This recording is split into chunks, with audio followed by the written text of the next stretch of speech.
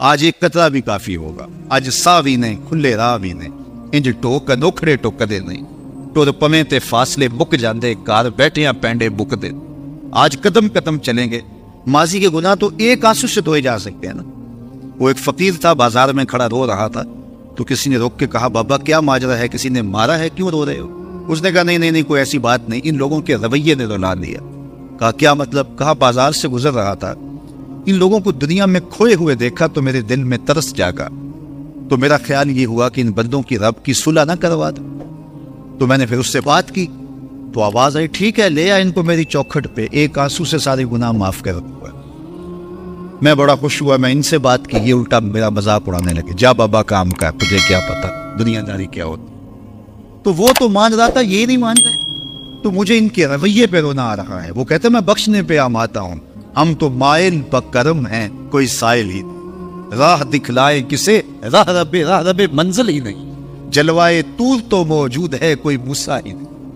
وہ تو کہتے میں معاف کر دوں گا, لیکن یہ عجیب ہے کہ یہ آمادہ ہی نہیں, یہ مان نہیں رہے.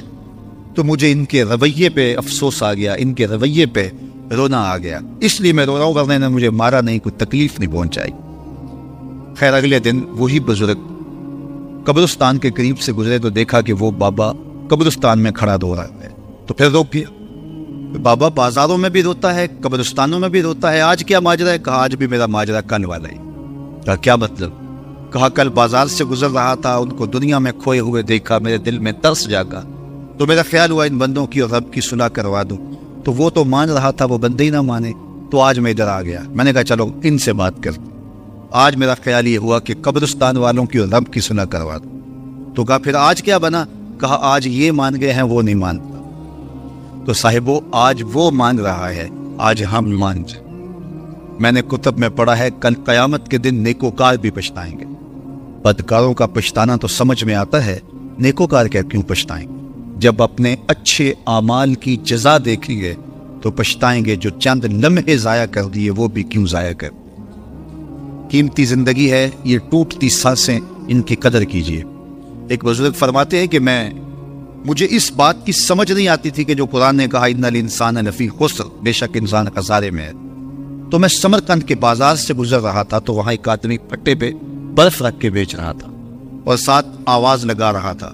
آج کل تو یہاں وہ پاپڑ بیچنے والے بھی کوئی آواز لگاتے, تو وہ برف پھٹے کے اوپر رکھ کے بیچ رہا تھا اور ساتھ آواز لگا رہا تھا. آواز کیا تھی؟ ارحمو ارحمو الا من یذوب راس مالہ, او گزرنے والوں میرے پہ ترس کھاؤ, میں ایسا تاجر ہوں جس کا راس المال پگھلتا جا رہا ہے. چونکہ یہ جو برف ہے ایسا سودا ہے جو گاہک کا انتظار نہیں کرتا. آپ کپڑا بیچتے ہیں, آج گاہک نہیں آیا, ہو سکتا ہے کل دعانے مہنگا بیچ لیں. آپ پیٹرول بیچتے ہیں, ہو سکتا ہے کہ کل پڑا 6 روپے اوپر چلا جائے, آپ کا لاکھوں کروڑوں کا فائدہ ہو جائے. لیکن آپ اگر برف بیچتے ہیں, آج نہیں بکی تو کل برف ہی نہیں ہوگی. تو وہ سل پہ برف بیچ رہا تھا اور ساتھ لوگوں کو دہائی دیتے ہوئے کہہ رہا تھا, او لوگو میرے پہ ترس کھاؤ, مجھ سے برف لیتے جاؤ, میں ایسا تاجر ہوں جس کا راس المال پگھلتا جا رہا ہے. تو کہتے ہیں جب اس نے یہ آواز لگائی نا تو میرے قدم رک گئے اور میں اس کے قریب چلا گیا, اور میں نے کہا کہ مجھے ان الانسان لفی خسر کا ترجمہ سمجھ میں آ گیا. جس طرح تیری برف پگھلتی جا رہی ہے, میری زندگی پگھلتی جا رہی. اور اگر تو اب برف وقت پہ بیچ لے, ان پگھلتی برف کو تو درہم کے بدلے, دینار کے بدلے, پارچہ جات کے بدلے, جنس کے بدلے فروخت کر لے تو فائدہ ہو جائے گا, 4 آنے تیرے ہاتھ لگ جائیں گے. اور میں بھی ان سانسوں کے بدلے درود پڑھ لوں, ان سانسوں کے بدلے سجود کر لوں, ان سانسوں کے بدلے قیام کر لوں, کسی دکھی کے سر پہ ہاتھ رکھ دوں, کسی پریشان کی پریشانی دور کر دوں, تو میری سانسیں کام آ جائیں. ورنہ یہ ٹھہریں گے نہیں, سوئے ہوئے ہوں تو پھر بھی سانسیں ٹوٹ رہی ہوتی. تو ہم کتنی جلدی موت کی طرف بڑھ رہے ہیں, تو زندگی کتنی مختصر ہے اور ہم کتنے بے پرواہ ہیں. آنکھیں اس وقت کھلتی ہیں جب آنکھیں بند ہوتی ہیں, لیکن کیا فائدہ اس وقت کا. آج کا پچھتاوا کل کی بہتری کی ضمانت ہے, اور آج کے پچھتاوے سے کل کی زندگی کی خوبصورتی نصیب ہو سکتی ہے. اس لیے یہ ڈھلتا ہوا سورج, یہ دیکھیں ابھی جب داخل ہوئے تھے تو سورج ابھی سر پہ تھا, لیکن اب سورج درد غروب سے زرد ہو چکا ہوگا اور چند لمحوں کے بعد وہ نگاہوں سے اوجھل ہوگا. میاں صاحب بھی بولے کہ زندگی تیری جو ہے ڈوبتے سورج کی طرح ہے, دیگر تے دن گیا محمد اوڑک نو ڈوب جانا. تو یہ میں اور آپ لمحہ لمحہ موت کے قریب ہو رہے ہیں. اس سے قبل کہ وہ وقت آئے کوئی حجت باقی نہ رہے. مجھے اپنی زندگی کو، آپ کو اپنی زندگی کو اللہ اور اس کے رسول کی چوکھٹ پہ حاضر کر دینا ہے. ہمارے میزبان محترم نے کہا والدہ ماجدہ کی بابت، تو آج ان کے اصالِ ثواب کے لیے میں اور آپ جمع ہیں. ایک وقت ہمارے اوپر بھی آنے والا ہے کہ لوگ ہمارے لیے جمع ہو رہے ہوں. یہ وقت تو آنے والا ہے، اس کے تو چھٹکارا نہیں ہے، اس سے تو خلاصی نہیں ہے، کوئی بھاگ سکتا نہیں ہے، موت سے تو فرار نہیں ہے. تو آج وہ نہیں ہے، لیکن ان کا سعادت مند بیٹا ان کی یادوں کے چراغ کو روشن کیے ہوئے. ورنہ میں ایسے بیٹے بھی دیکھے ہیں جنہوں نے اپنی سکی ماں کا جنازہ نہیں پڑھا. آپ کہیں گے کوئی ایسا بد نصیب بھی ہو سکتا ہے؟ جنازگاہ میں گیا ہے لیکن وہاں جا کے کھڑا رہا ہے جنازہ نہیں. آپ کہیں گے کہ ایسا بد نصیب؟ میں نے کہا ایسے بد نصیب آپ نے بھی دیکھے ہوں گے. یہ کون سے بد نصیب ہیں؟ یہ وہ بد نصیب ہیں جنہیں جنازہ آتا نہیں. ساری زندگی لوگوں سے فراڈ کرتے ہیں، اور جب اپنی ماں مر جاتی ہے، اپنا باپ فوت ہو جاتا ہے، تو یہ فراڈ پھر وہ اپنی ماں سے بھی کرتے ہیں، اپنے باپ سے بھی کرتے ہیں.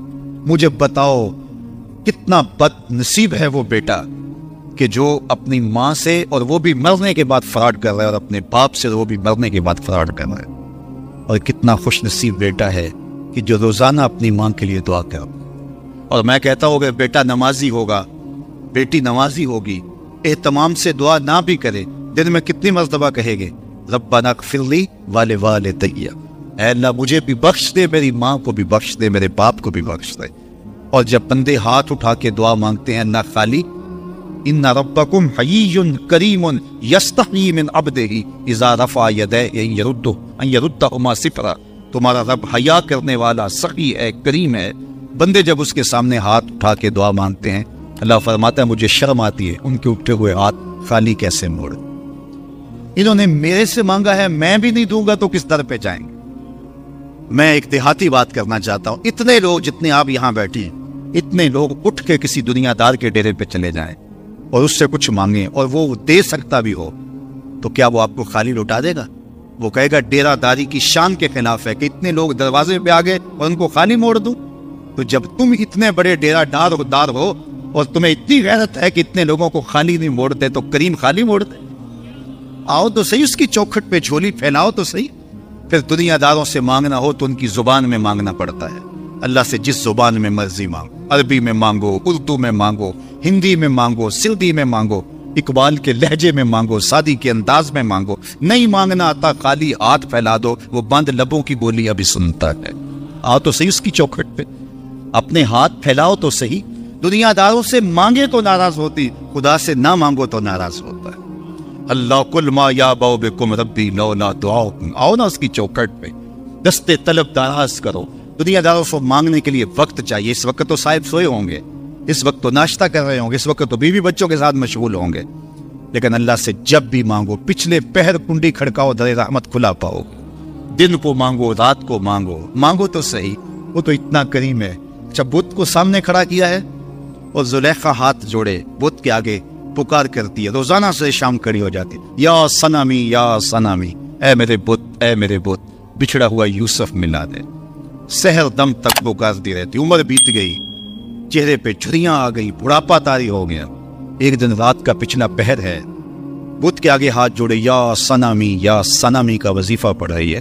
اچانک نیند کا جھٹکا آ گیا، زباں پل کھا گئی، بولی یا سمادی. کہا جبریل جلدی جا، یوسف کے گھوڑے کا رخ موڑ دے. یا اللہ تجھے تو نہیں پکار رہی، وہ تو بت کو پکار رہی ہے. زباں پل کھا گئی، یا سنامی کی بجائے یا سمادی کے لفظ زبان پہ آ گئے. کہا جبریل اتنا عرصہ ہوا بت کو پکارتے ہوئے، اس نے کوئی جواب نہیں دیا. آج جیسے بھی اس کے لبوں پہ میرا نام تو آیا ہے، اگر میں نے بھی جواب نہ دیا، میرے اور بت میں فرق کیا ہوا؟ تو آؤ آج کی اس مجلس میں ہم ان کی والدہ کے لیے دعا مانگیں. اے عرش کے مالک، ان کی والدہ کو حضور کی ماں کا صدقہ جنت کی بہاریں عطا کر. اور ہم اپنے ماں باپ کے لیے بھی دعائیں مانگیں. اے اللہ ہمارے ماں باپ کی مغفرت فرما، ماں باپ کی قدر کرو. میں نے یہ بھی پڑھا ہے، جو اپنے والدین کے لیے روزانہ دعا مانگتا ہے، والدین زندہ ہوں تب بھی، فوت ہو گئے ہوں تب بھی، روزانہ ماں باپ کے لیے جو شخص دعا مانگتا ہے، ساری زندگی اس کے رزق میں بے برکتی نہیں آ سکتی. تو اپنے ماں باپ کو اگر زندہ ہیں تو قدر کرو، فوت ہو گئے ہیں تو ان کے لیے کثرت کے ساتھ دعا کرو. یہ گھنا سایہ ہے۔ کبھی آپ نے درخت کو دیکھا ہے کہ ساری دھوپ اپنے پتوں میں جذب کرتا ہے اور نیچے بیٹھنے والوں کو چھاؤں دیتا ہے۔ ماں باپ سارے دکھ اپنے اوپر لیتے ہیں، اپنی اولاد کو آسائش اور راحت پہنچاتے ہیں۔ قدر نعمت زوال نعمت کے بعد ہوتی ہے۔ جب نعمت پاس ہو تو قدر نہیں ہوتی، جب چھنتی ہے تو پتہ چلتا ہے کہ کتنی بڑی دولت تھی جو چھن گئی۔ میں تو آپ کیا، میری اور آپ کی حیثیت کیا، ماں کی کمی تو آمنہ کے لال نے بھی محسوس کی ہے۔ ایک دن حضور مسجد نبوی میں تشریف لائے، تا حد نظر سے آبا تھے۔ الحاوی للفتاوی میں امام سیوطی نے لکھا ہے، حضور کو دیکھا تو ادب سے کھڑے ہو گئے، بس یہ منظر دیکھنا تھا کہ چشمان اقدس سے آنسو چم چم جاری ہو گئے، اور حضور نے ایک ٹھنڈی آہ بھری اور روتے ہوئے کہا، لو ادرکت والدی او احدہما، کاش آج میرے ماں باپ زندہ ہوتے۔ انسان نے دکھوں کا دور دیکھا ہو نا، اچانک خوشحالیاں مل جائیں تو پھر انسان یہ آرزو کرتا ہے کہ میرے ماں باپ نے میرا وہ غربت کا دور دیکھا تھا، آج دولت کی چہل پہل بھی دیکھتے، آج میرے آنگن میں بہاریں بھی دیکھتے تو کتنے خوش ہوتے۔ اب حضور جب پیدا ہوئے تھے تو باپ کا سایہ سر پہ نہیں تھا۔ 6 سال کی عمر تھی، اپنی ماں کے ساتھ حضور مدینہ المنورہ گئے۔ واپسی ابوا کے مقام پہ حضرت آمنہ کی طبیعت خراب ہو گئی، انہیں لگا کہ یہ میری بیماری جان لیوا ہے۔ ام ایمن کو بلایا، کہا میرے بیٹے کو بحفاظت امیر قریش تک پہنچا دینا۔ پھر خود حضور کے سر پہ ہاتھ رکھا۔ سیدہ آمنہ سلام اللہ علیہا حضور سے کوئی باتیں کرنا چاہ رہی تھی، لیکن ضبط کے بندھن ٹوٹ گئے۔ ابن حشام سیرت کی پہلی کتاب ہے، اس میں تفصیل سے یہ واقعہ موجود ہے۔ جب سر پہ ہاتھ رکھا تو حضرت آمنہ کی آنکھیں چھلکنے لگی اور روتے ہوئے آپ نے چند جملے کہے، کہا بیٹا ہر نئی چیز نے پرانا ہو جانا ہے، ہر باقی نے فنا ہو جانا ہے، میں بھی جا رہی ہوں، بس ذکر باق، لیکن میرا ذکر نہیں مٹے گا، وولدت طہرا، اس لیے کہ تیرے جیسا پاکیزہ بیٹا چھوڑ کے جا رہی ہوں۔